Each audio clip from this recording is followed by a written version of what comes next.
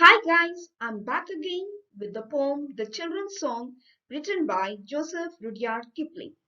In my previous session, I have explained to you two stanzas. Today, I'm going to continue with the remaining stanzas. Teach us to bear the yoke in youth with steadfastness and careful truth, that in our time thy grace may give the truth whereby the nations live. Here, the children pray to God to make them responsible, firm, and also focused, and also be very truthful in their youth. Okay, so they want the God to teach them to be responsible and firm, that is steadfastness, that not being wavering or fickle minded, and also being very truthful, because truthfulness is one of the unique qualities whereby the nations live. Okay, then in the next stanza, they pray to God to make them, what is called as to be able to rule themselves. That is, to have that rare quality of self-control, not being tempted by any other bad or immoral things. So they should entertain only clean thoughts and actions. And if need arises, they should be ever ready to sacrifice for the country. And the sacrifice is going to be a worthy sacrifice, but not the half-hearted sacrifice. Meant is half-hearted, right? And they also pray to God to be the judge of their actions. They want God to be their judge of actions, but not the friends to be their judge, because God is always fair and impartial, whereas friends, they may mislead and misguide them, right? So the children want to walk along with the gods unafraid, that is uncowed, because they don't want to be misled or misguided by the crowd. Okay, they don't want to be affected or tempted by the criticism or praise of the friends or the crowd. So on the whole, what do we understand in the three stanzas is they pray to God to make them responsible, firm, that is focused, and truthful, right? And also to possess a rare quality of being the quality of self control, and to entertain only clean thoughts, and also do clean things or actions, right? And they should be ever ready to sacrifice for the country if the need arises. And also they want the God to be the judge of their actions, but not the friends, because the friends may mislead or misguide them. Coming to the next stanza, teach us the strength that cannot seek by deed or thought to hurt the weak, that under thee we may possess man's strength to comfort man's distress.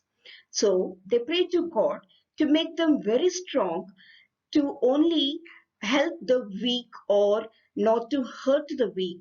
They never want to hurt or suppress the weak through their actions or even thoughts. Okay, so they should be able to strong enough only to provide comfort or solace to the people or to the weak who are in misery or in happiness or distress. Okay, they should entertain only or entertain or direct all their energies only for the welfare of the weak. Okay, they should never hurt or harm the weak, right?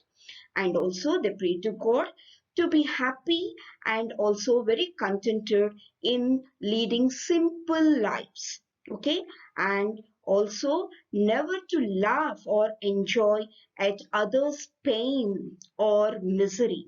So that is teachers delight in simple things, that is leading simple lives, and also not to laugh or enjoy at the cost of others' misery or pain. That is the mirth that has no bitter springs. That means you should not laugh and enjoy at the others' misery or unhappiness.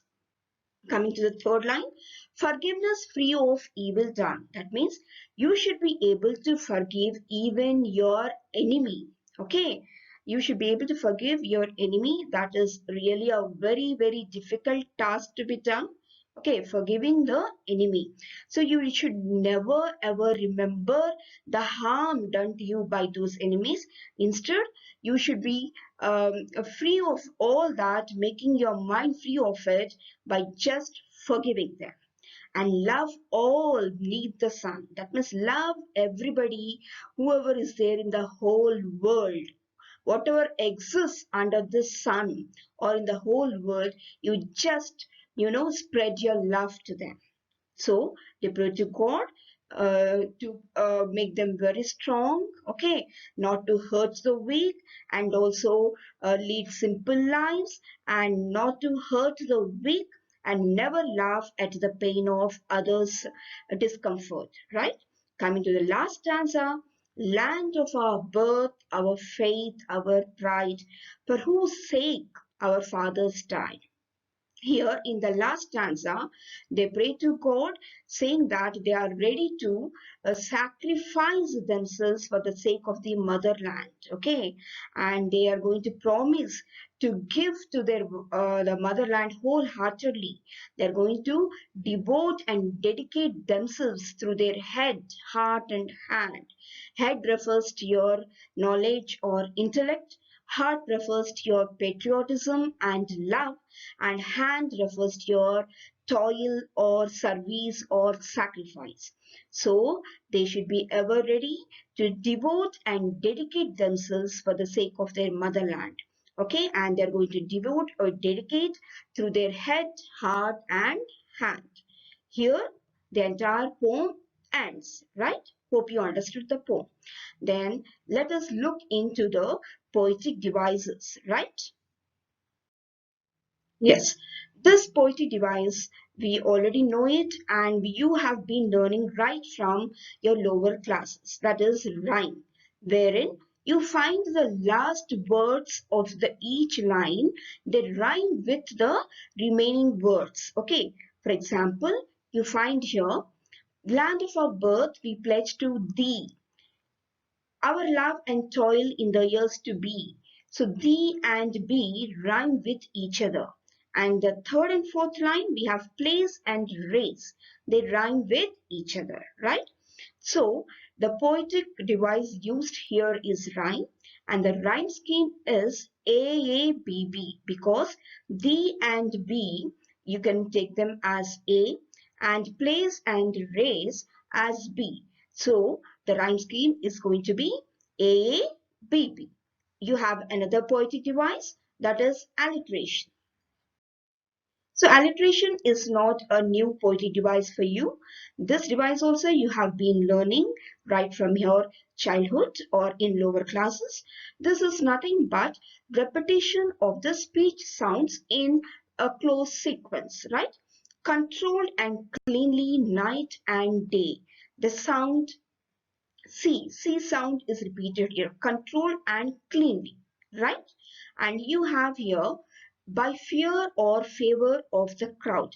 The F sound is repeated. So the poetic device used here is alliteration, right? So with this, I'm going to end the poem, children, and I hope you might have understood the moral of the poem. And this is a poem completely or exclusively meant for the children, and you being children, you should take the moral from the poem, that is being very upright and also very truthful, okay, and also very patriotic and ever ready to sacrifice for the country if it demands, right? Thank you, children, and I'll be meeting you in my next video. Till then, bye bye, take care.